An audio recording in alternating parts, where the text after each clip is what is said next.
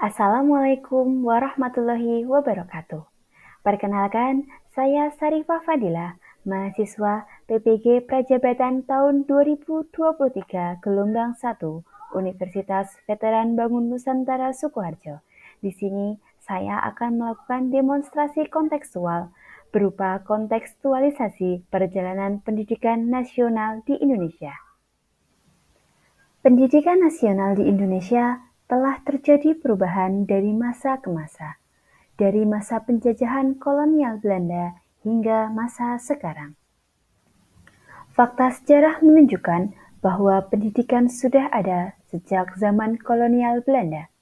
Pendidikan dan pengajaran pada zaman ini diserahkan kepada para pendeta Kristen. Pengajaran pada zaman ini hanya berupa membaca, menulis, dan berhitung seperlunya saja, guna mendidik orang-orang pembantu dalam beberapa usaha para kolonial.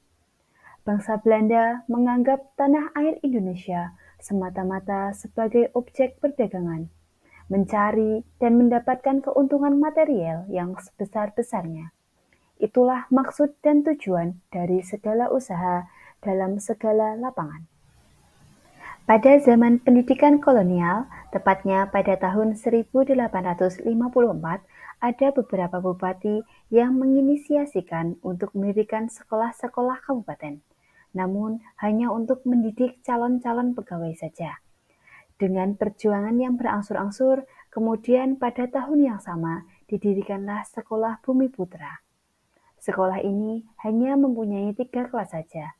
Adapun gurunya seorang dari Quake School dan pembantu guru berasal dari Sekolah Bumi Putra itu juga, di mana mereka sudah mendapatkan didikan tambahan. Maksud dan tujuan dari pendirian Sekolah Bumi Putra ini tetap tidak berubah dari tujuan pendirian sekolah kabupaten sebelumnya, yaitu untuk mendidik calon-calon pegawai negeri dan pembantu-pembantu perusahaan kepunyaan Belanda.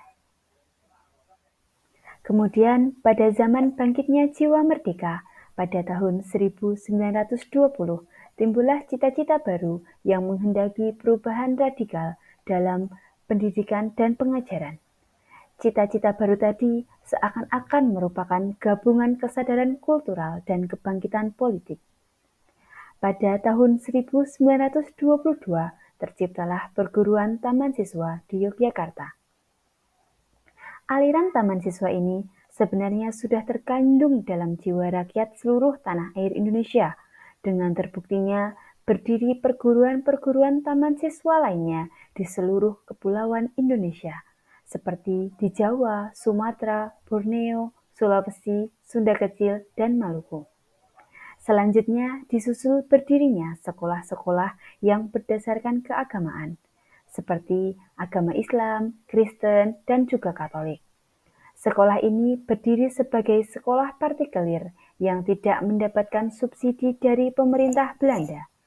Di samping dasar-dasar keagamaannya, masing-masing dimasukkan juga dasar dan semangat revolusioner. Itu tadi penjelasan singkat mengenai perjalanan pendidikan nasional di Indonesia yang dapat saya sampaikan. Akhir kata, wabillahi taufik wal hidayah. Wassalamualaikum warahmatullahi wabarakatuh.